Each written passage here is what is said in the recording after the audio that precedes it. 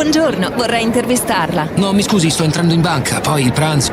Mi scusi, 2 parole per un'intervista? Mi spiace, sto uscendo dal negozio. Corro a preparare il pranzo. Ma è possibile?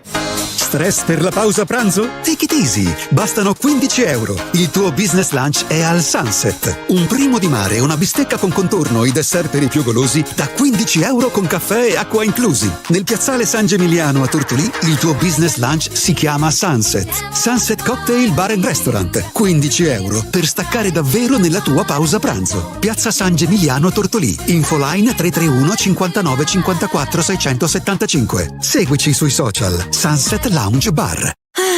L'estate, il sole che bacia i capelli, il mare. Uffa, i capelli! Oddio, i miei capelli! Basta!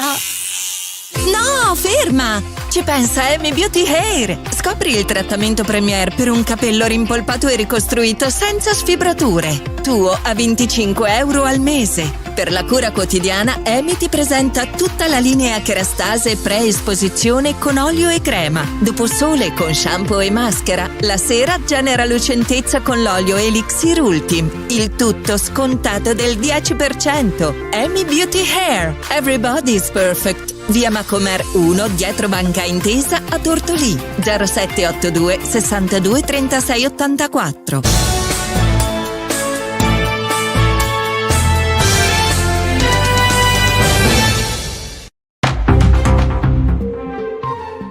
E ancora buongiorno da Federica Melis, bentornati al secondo appuntamento della mattina con Stella Dice Che, con il nostro notiziario e le news che arrivano dall'Ogliastra. Partiamo subito con una bega tra il comune di Tortolì e l'Unione dei Comuni. Infatti, dopo l'uscita di Tortolì dall'Unione dei Comuni del Nord Ogliastra, arriva un comunicato a firma del presidente dell'Unione dei Comuni, Ennio Arba, che si dice sconcertato da questa decisione. L'abbandono è arrivato durante l'ultimo consiglio comunale di Tortolì con una delibera approvata a maggioranza. Il sindaco Marcello Lado ha giustificato l'uscita, che sarà efficace da gennaio 2025, perché la struttura, ha detto, non funziona e i servizi come il SUAP sono interamente a carico del comune di Tortolì e non sono condivisi con gli altri comuni che fanno parte dell'Unione. Arriva però così la replica di Arba, che dice: più volte è stata espressa la volontà di dare maggiore operatività all'Unione per alleggerire il lavoro delle amministrazioni e accedere così ai contributi. Per questo ogni comune ha approvato all'unanimità la cessione nei limiti delle proprie possibilità, risorse, personale e funzioni. Tutti si sono espressi favorevolmente, anche Tortolì.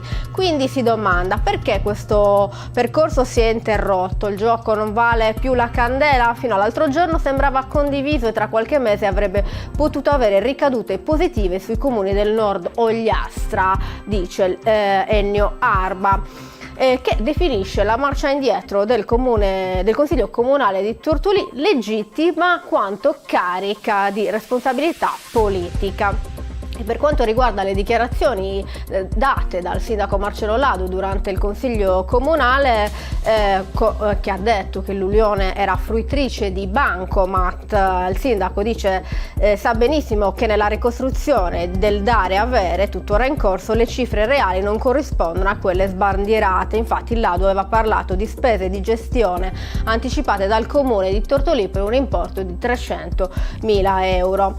Giustificare l'uscita per motivazioni economiche da verificare, incalza il presidente dell'Unione dei Comuni Ennio Arba, è un pretesto maldestro e sterile per dare sostanza a quella che invece è una scelta politica. Arba assicura che la nuova struttura in fase di ricostruzione, l'Unione dei Comuni Nord Ogliastra, di cui fanno parte Baunegi, Lazzolai, Talana, Trie, Ursulai e Villagrande, proseguirà il suo percorso anche senza il comune di Tortolì. Andiamo avanti con una bella notizia: la generosità che dona speranza. Il fegato prelevato alla Lanusei salva una vita. L'Ogliastra ancora una volta si trova al centro di una bella storia a lieto fine di solidarietà e altruismo. Il fegato donato dall'uomo deceduto lo scorso giugno nell'ospedale Nostra Signora della Mercede di Lanusei è stato trapiantato con successo in una donna di 63 anni all'ospedale Brozzu di Cagliari. Una vicenda che ha visto come principale protagonista la famiglia dell'uomo ogliastrino, che poco più di 2 settimane fa non ha avuto dubbi sul dare il via libera alla donazione, dando un grande esempio di generosità. Fondamentale anche il contributo dell'equipe multidisciplinare dell'ospedale di Lanusei, composta dal chirurgo Gianpietro Gusai, da una squadra di anestesisti, infermieri, che ha supportato in maniera eccellente il team chirurgico arrivato dall'ospedale Brozzu di Cagliari.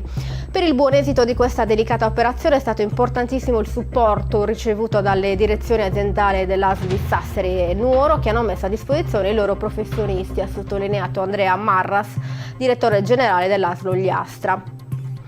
Andiamo avanti con Arbatax. C'è un branco di mufloni che ormai da mesi sta creando non pochi disagi agli abitanti del borgo.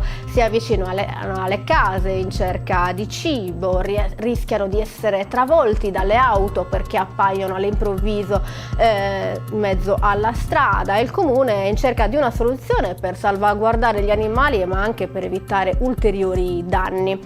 Sono sicuramente un'attrattiva questo branco di mufloni per tanti turisti che li ammira durante le loro passeggiate sul lungomare o nel piazzale Rocce Rosse, ma sono anche ormai un problema.